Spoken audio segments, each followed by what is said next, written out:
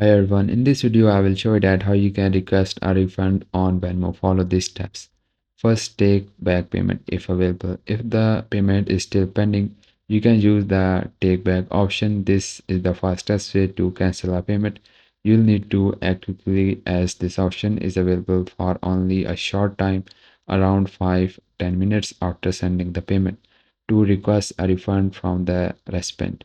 If payment has already been processed and the take back option is no longer available, reach out the recipient polite, explain the mistake and ask them to return the funds.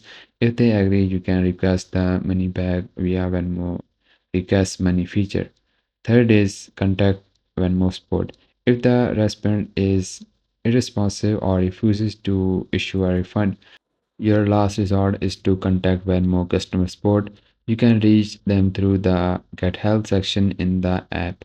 When contacting support, provide as much detail as possible, including the transaction date, amount, and recipient name. The process can take a few days depending on the method used. Be patient while awaiting a resolution. Guys, if you find this video helpful, so please consider liking and bye bye and take care.